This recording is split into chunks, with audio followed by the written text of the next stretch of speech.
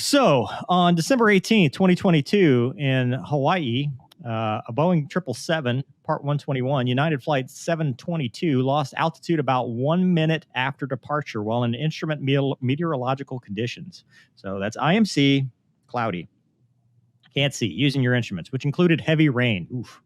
The airplane descended from 2,100 feet to about 740 feet above the water before the crew recovered from the descent. No injuries were reported, and the airplane was not damaged.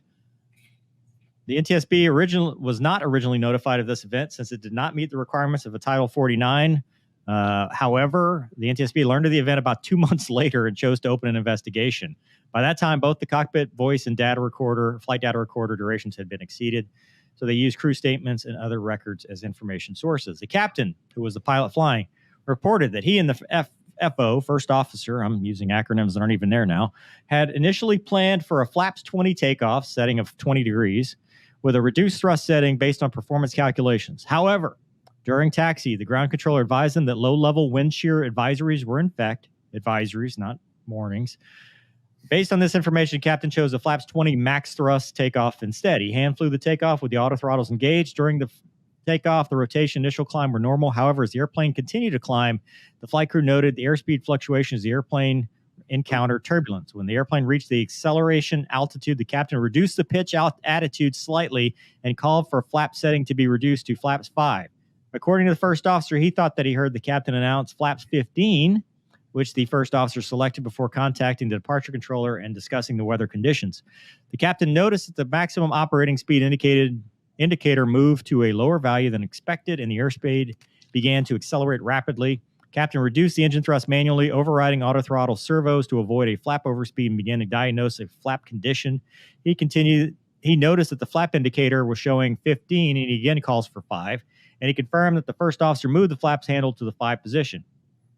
FO stated that he knew the captain was having difficulty with airspeed control, and he queried the captain about it as he considered if his own right side instrumentation might have been an error. He did not receive an immediate response from the captain. Both pilots recalled that about this time, the airplane's pitch attitude was decreasing and the airspeed was increasing. FO recalled that the captain asked for flaps 1 soon after. He called for flaps 5, and then the first officer set the flaps to 1. He then noticed the airspeed had increased further, and the control column moved forward. Both pilots recalled hearing the initial warnings from the ground proximity warning system, GPWIS, and the first officer recalled announcing pull up, along with those initial GPWIS warnings. The captain then pulled aft on the control column and initially reduced power to reduce airspeed and then applied full power to begin the full CFIT control flight into terrain recovery. First officer recalled that as the captain was performing the recovery, the GPWIS alerted again as the descent began to reverse trend. Data showed this occurred at about 748 feet above the water. After noting a positive rate of climb, the captain lowered the nose to resume a normal profile, ensured that the flaps and speed brakes were fully retracted, and engaged the autopilot. Here's a picture of their roller coaster ride. As a result of this event, United Airlines has modified one of their operations training modules to address this incident and awareness campaign about flight path management. Probable cause, it was the flight crew's failure to manage the airplane's vertical flight path, airspeed, pitch attitude following a miscommunication about the desired flap setting. And then it's just some information about the 2 pilots. The dude had a whole bunch of time. He was a young captain, relatively speaking. And everything else was good. Ooh, boy, Gonky. What you think about that, man? Well, 748 feet is pretty close to the ground in an airliner. And then I don't think you mentioned it, but they had better than 8,000 foot per minute descent rate, which, we had the minute to live rule, never, as far as VSI goes, don't exceed your altitude as far as VSI. So they were way past that. So, I'm not going to, mistakes happen. All I'll say is in crew airplanes, it never ceases to amaze me, like how sometimes 2 can equal a half. Yeah, just like twice as many people, half as much SA. A good crew can have twice as much SA, and a bad crew can have half as much SA. Nothing like this has ever happened to me. I did a go around once in an Airbus, and it was a disaster. So Gonky. It's something you don't. you don't do it often, and there needs to be clear communication. So when you're single seat, you just make it. Right? Deuce. So that's what I'm used to. But yeah. Oh, sorry, you cut out. I thought you were sorry. Deuce, what do you got, man? Glad we didn't lose an airliner.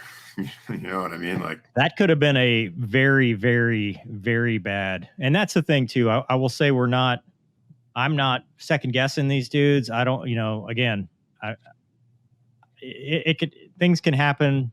You have a bad day. Unfortunately, when we have bad days, it's a bad day for a lot of people, on the ground, in the air, everything. But Deuce, you're an airline guy too. What do you think about the crew coordination and stuff?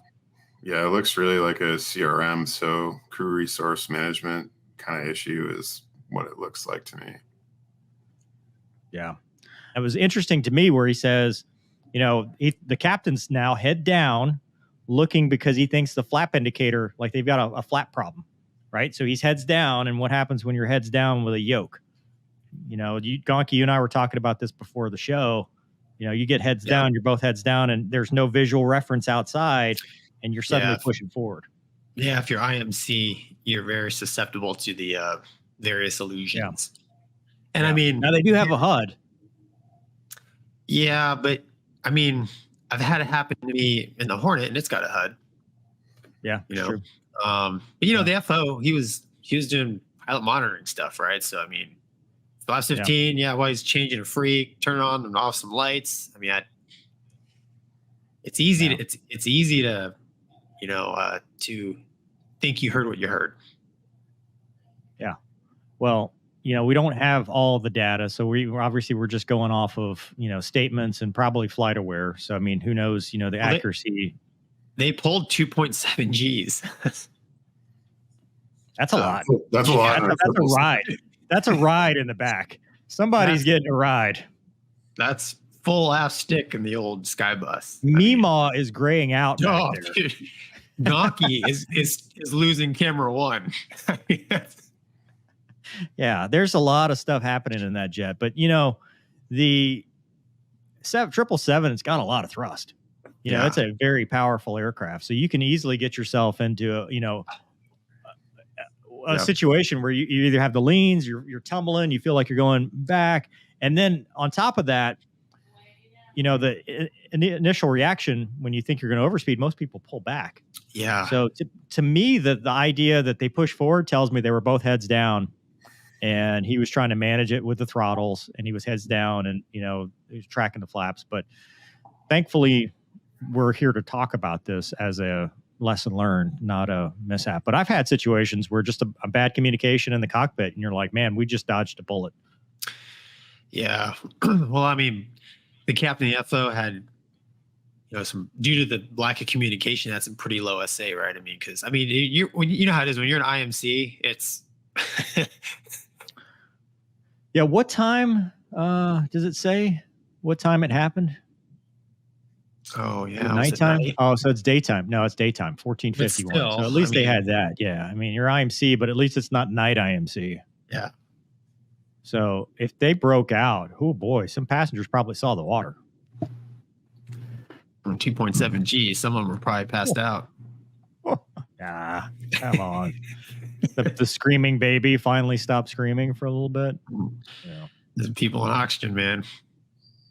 So what's the takeaway? I mean, what do we take away from this? How do we get better as pilots? I wondered, did dispatch send them an ACARS message like, hey, something, you okay? Are you okay? I mean, that's what I wonder, because it was a long flight. What was the conversation like? I mean, did they even know that they got that low to the ground? I don't know.